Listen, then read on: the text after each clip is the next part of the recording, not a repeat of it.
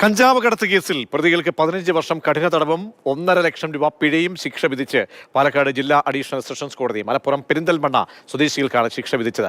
2021 വിശാഖപട്ടണത്തിൽ നിന്ന് 757 കിലോ കഞ്ചാവ് കടത്തിയ കേസിലാണ് വിധി. ഗോകുൽ VS നൽകും വിവരങ്ങൾ. ഗോകുൽ, 2021 സംഭവമാണ്, അതിൽ വരുന്ന ശിക്ഷാവിധി സംബന്ധിച്ച്. ഇവരെ വാളയാറിൽ വെച്ചാണ് പിടികൂടിയത്. ഒരു ലോറിയുടെ രഹസ്യ അറയിൽ 757 കിലോ കഞ്ചാവാണ് ഇവർ കടത്തിയത്. എക്സൈസ് രഹസ്യ വിവരത്തെ തുടർന്ന് അന്ന് ഇവരെ പിടികൂടുകയായിരുന്നു.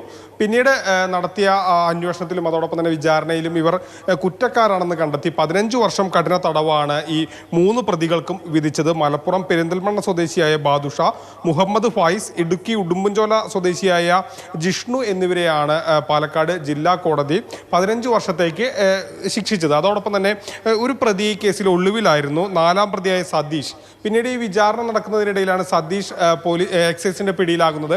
ഇതിൽ പ്രധാനമായി തന്നെ ഈ സതീഷ് പറഞ്ഞിട്ടാണ് ഇവർ കഞ്ചാവ് കടത്തിയത്. സതീഷിന്റെ വിചാരണ ഇപ്പോൾ പുരോഗമിച്ചുകൊണ്ടിരിക്കുകയാണ്. ഇയാൾ ഇപ്പോൾ നിലവിൽ ഈ കേസിൽ റിമാൻഡിലാണ്. ഇതിൽ 3 പ്രതികൾക്ക് ശിക്ഷിച്ചു എന്നുള്ളതാണ്. അതുമാത്രമല്ല, ഈ രാജ്യത്ത് തന്നെ ഏറ്റവും ഈ അടുത്ത കാലത്ത് പിടികൂടുന്ന ക്വാണ്ടിറ്റിയുടെ കാര്യത്തിൽ ഒരു വലിയ കേസ് തന്നെയാണ്. അതായത് 757 കിലോ, അത്രയധികം ക്വാണ്ടിറ്റി പിടികൂടുന്നു എന്നുള്ളൊരു പ്രത്യേകത കൂടി ഈ കേസിലുണ്ടായിരുന്നു.